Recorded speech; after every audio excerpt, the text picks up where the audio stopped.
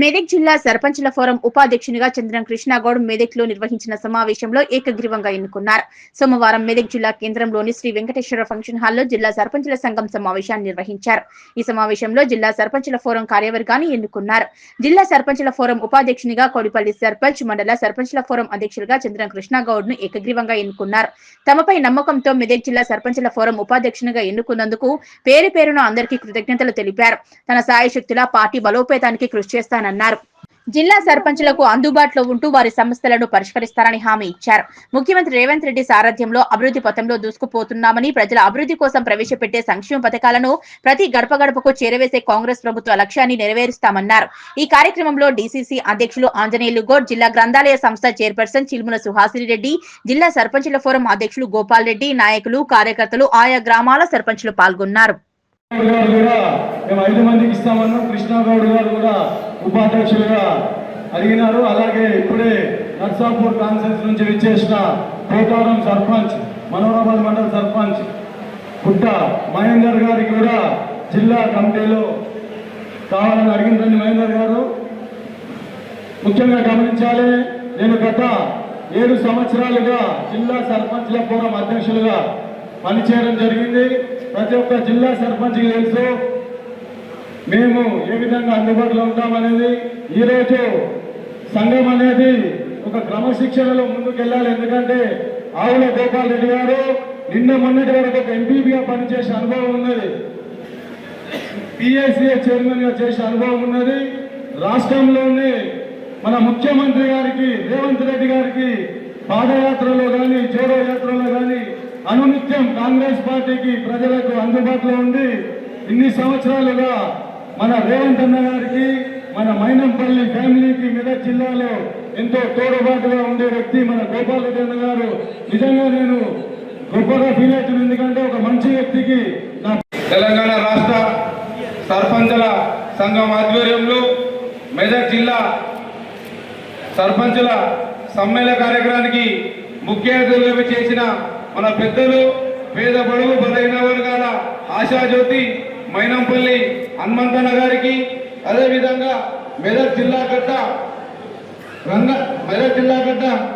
జిల్లా కాంగ్రెస్ పార్టీ అధ్యక్షులు పెద్దలు ఆంజనేయులు గౌడ్ గారికి, అదేవిధంగా దుబ్బాక ఇన్ఛార్జ్ కంటెస్టెడ్ ఎమ్మెల్యే సీనన్న గారికి, అదేవిధంగా తెలంగాణ రాష్ట్ర సర్పంచుల వ్యవస్థాపక అధ్యక్షులు వెంకటేష్ యాదవ్ అన్న గారికి, అదేవిధంగా సభాధ్యక్షులు గోపాల్ మన సీనన్న మైపాల్ రెడ్డి అన్న గారికి, ఈరోజు నూతనంగా మెదక్ జిల్లా సర్పంచుల సంఘం పూర్వ అధ్యక్షులుగా బాధ్యతలు చేపట్టిన గోపాల్ రెడ్డి అన్న గారికి, అదేవిధంగా గ్రంథాలయ చైర్మన్ సుహాసిని అక్క గారికి, అదేవిధంగా స్టేజ్ అలంకరించిన పెద్దలందరికీ పేరు పేరున స్టేజ్ ముందు ఉన్న కాంగ్రెస్ పార్టీ కుటుంబ సభ్యులకు, మొన్ననే మెదక్ జిల్లా నుండి కష్టపడి గ్రామంలో సర్పంచ్గా చెమటోర్చి కష్టపడి దాదాపు 15 రోజులు గడప గడపకు తిరిగి ఒక్కొక్కరు చెమటోర్చి కష్టపడి గడప గడపకు తెచ్చి గెలిచి ఇక్కడ వచ్చిన మీ అందరి కూడా చేతులెత్తి నమస్కరిస్తున్నా. ఈరోజు తెలంగాణలో కాంగ్రెస్ ప్రభుత్వం ఉన్నది.